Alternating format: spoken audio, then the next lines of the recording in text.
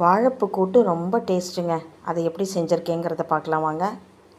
கடாயில் 2 ஸ்பூன் எண்ணெய் ஊற்றி கடுகு உளுத்தம் பருப்பு போட்டு தாளித்து 2 வரமிளகாய் கிள்ளி போட்டு அதையும் நல்லா சிவக்க வறுத்துக்கலாம். மீடியம் சைஸ் 2 பெரிய வெங்காயத்தை கட் பண்ணி அதோடு சேர்த்துருக்கேன். அதையும் நல்லா நம்ம வதக்கிக்கலாம். ஒரு வாழைப்பூவை நல்லா நரம்பெல்லாம் எடுத்துட்டு க்ளீன் பண்ணி நான் பொடிசாக கட் பண்ணி வச்சுருக்கேங்க. அதை அலசி வச்சுருக்கேன். ஒரு அரை மூடி தேங்காயில் ஒரு ஸ்பூன் ஜீரகம் சேர்த்து நம்ம இதை அரைச்சி வச்சுக்கலாம். இப்போது நல்லா வெங்காயம் வதங்கிருச்சு. அது கூட இந்த நறுக்கி வச்ச தக்காளியும் சேர்த்துக்கலாம். இதையும் நல்லா வதக்கிக்கலாம். நல்லா வதங்கட்டும். இதுக்கிடையில் நான் துவரம் பருப்பை கொஞ்சம் வேக வச்சு வச்சுருக்கேன். எப்போதும் போல் மஞ்சத்தூள் போட்டு நம்ம வேகப்போம் இல்லைங்களா, அந்த மாதிரி தான் குக்கரில் வேக வச்சு ஒரு 4 விசில் விட்டு வச்சுருக்கேங்க. அதையும் நம்ம இதில் சேர்த்துக்க போகிறோம். வாழைப்பூ தேங்காய் பருப்பு கூட்டு இது அல்சரை குணப்படுத்துங்க. நம்மளே அடிக்கடி வெளியில் போகலைனாலும் எப்போயாவது வீக்கெண்டில் எங்கேயோ போய் நம்ம வெளியில் சாப்பிடக்கூடிய சூழ்நிலை வருது. அந்த டைமிங்கில் பார்த்திங்கன்னா நம்மளுக்கு அங்கே இருக்கிற காரம், மிளகாய் காரம், இல்லை ஏதாவது அஜினமோட்டோ இல்லை ஏதோ ஒன்று சம்திங் ஏதோ ஒன்று போட்டு நமக்கு வயிற்றுக்கு ஒத்துக்காமல் போயிடுது. அல்சர் ஆயிடுது. நம்ம வீட்டில் இருக்கிற பிள்ளைங்களுக்கே அல்சர் வந்துருச்சுன்னு வைங்களேன். அல்சர் ஆகிடுச்சு, வயிற்றை வலிக்குதுன்னு சொல்கிறாங்க.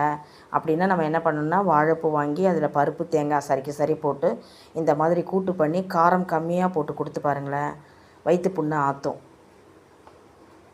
அந்த அளவுக்கு இது ரொம்ப நல்லது. இதில் கிராமத்தில் இருக்கிறவங்க அடிக்கடி வாங்கி செய்வாங்க. நம்ம சந்தைங்கள்லாம் விற்கும். டவுனில் இருக்கிற இடத்துலையும் பார்த்திங்கன்னா விற்கும். இது எப்படி ரோட்டோர கடைகளில் விற்கும். 2வது நம்ம பழமுதிர்ச்சோலை மாதிரி இருக்குது பார்த்திங்களா, ஃப்ரூட்டு வெஜிடபிள்லாம் விற்கக்கூடிய இடங்கள், அங்கே க்ளீன் பண்ணியே இப்போலாம் பாக்கெட் போட்டு விற்கிறாங்க. இதை போய் வாங்கி என்னத்தை மெனக்கட்டு நம்ம செய்கிறது அப்படின்லாம் நீங்கள் நினச்சிட்டு இருக்காதீங்க. காய் வாங்கும்போது உங்கள் கண்ணில் பட்டுச்சுன்னா வாங்கிட்டு போயிருங்க. க்ளீன் பண்ணி இருந்தாலும் சரி, இல்லை பாக்கெட் இல்லாமல் முழுசாக வாழைப்பூவாக இருந்தாலும் சரி, எப்படியா இருந்தாலும் வாங்கிட்டு போனீங்கன்னு நீங்கள், அது ஒரு பெரிய மலையான விஷயமே கிடையாது. அழகாக அதை க்ளீன் பண்ணி ஒரு வீக்கெண்டில் ஒரு சனி ஞாயிறுலையாவது அதை சமைச்சு நீங்கள் கொடுத்துர்லாம். வேலைக்கு போகிறவங்கெல்லாம் பகல்லலாம் வேலைக்கு சமைச்சிட்டு எடுத்துகிட்டு போகும்போதெல்லாம் சமைக்க டைம் இருந்திருக்காது. ஏதாவது வீக்கெண்டில் கூட நீங்கள் லீவு நாளில் இது செஞ்சுக்கலாம். நீங்கள் இது மைல்டான காரம் தாங்க போடணும். இப்போ பாருங்கள், நம்ம அது கூட உப்பு, மஞ்சத்தூள், கொஞ்சமாக மிளகாத்தூள் போட்டு நல்லா கிளறி விட்டு நல்லா வேக வச்சுட்டேன். இதை சிம்மில் வச்சு தாங்க வேக வைக்கணும். கொஞ்சம் தண்ணி பார்த்துக்கணும், இல்லாட்டி அடி பிடிச்சிரும். பொறுமையாக வேக வச்சா மட்டும்தான் நல்லா வேகும். இது நல்லா வேகணும், இல்லாட்டி செரிமான கோளாறு வந்துடும். நல்லா வேகணும். ரொம்ப சீக்கிரம் ஃப்ரெஷ்ஷான பூவாக இருந்தால் ரொம்ப சீக்கிரம் வந்துடும். இதில் பார்த்திங்கன்னா நான் இது வாழைக்காய் மாதிரி கொஞ்சம் சிலருக்கு வாய்வு தொல்லை கொடுக்கும். அதனால் கொஞ்சம் பெருங்காயம் சேர்த்துக்கலாம். ஏன்னா பருப்பும் அதில் இருக்குது இல்லையா, அதனால் பெருங்காயம் சேர்த்துக்கங்க. இப்போ நான் வேக வச்ச பருப்பையும் நான் அதில் ஆட் பண்ணிட்டேன். இது ஒரு நல்ல ஒரு கொதி வரட்டும். அதுக்கப்புறம் அரைச்சி வச்ச தேங்காய் இருக்குது பார்த்திங்களா, அதையும் சேர்த்து நல்ல ஒரு கொதி வந்ததுக்கப்புறம் இறக்கிடலாங்க. இந்த மாதிரி காய்கறிகளை, இந்த மாதிரி வாழைப்பூ, இந்த மாதிரி ரேராக இருக்கக்கூடியதை நம்ம இதெல்லாம் தேடி கண்டுபிடிச்சி வாங்கி சமைச்சு கொடுத்தா தான் குழந்தைங்களுக்கு அதில் விருப்பம் இருக்கும். கிராமத்தில் இருக்கிற பிள்ளைங்க சூப்பராக சாப்பிடுவாங்க, கேள்வியே கேட்க வேண்டாம். ஏன்னா வாரத்தில் 2 நாள் சமைச்சிருவாங்க.